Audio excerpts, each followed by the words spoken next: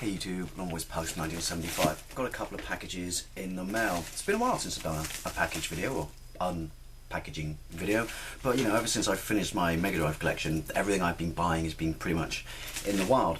But as you know, excuse me, I'm just finding my skizzers.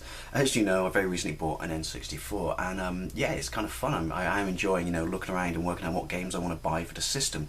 I wouldn't go as far as to say I'm going to collect or build a collection for it, you know, because I only have 4 or 5 games I really want to sort of, you know, buy for or play on it. That said, though, already I kind of moved the goalposts, and there are a few more titles creeping into it. So let's just get into this bad boy.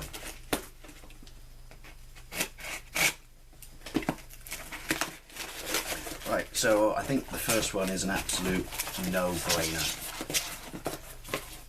Oh yes, got to get some GoldenEye on the go. Now, it is boxed. It's not in absolutely amazing nick. I knew it wasn't when I bought it. I was quite surprised I could pick one up on eBay boxed for a £5. I would like to say, right, knowing that a box, you know, is kind of beaten up and stuff, I don't see the point in shrink wrapping it, because you're just going to warp it, but that's just me sort of nitpicking.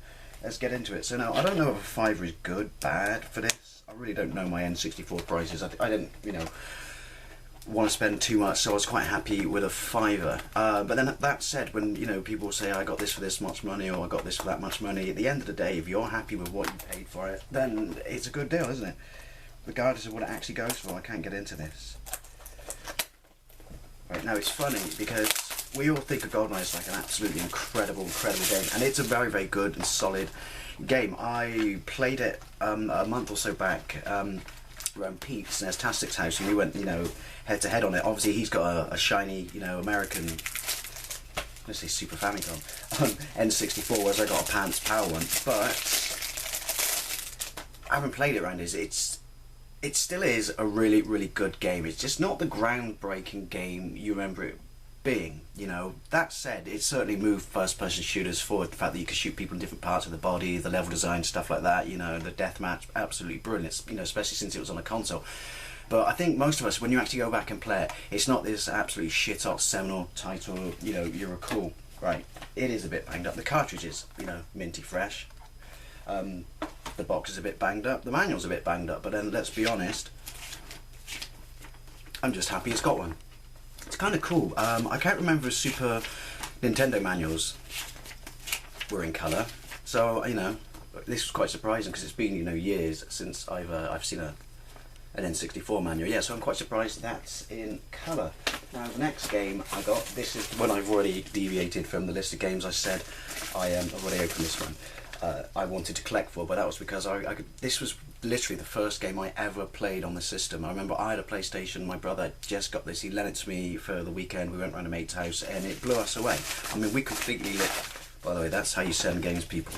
We completely looked through, you know, the kind of blurry, smudgy graphics, and we were just absolutely hooked and blown away. And I remember thinking, oh my god, the music's amazing considering it's not a CD-based system.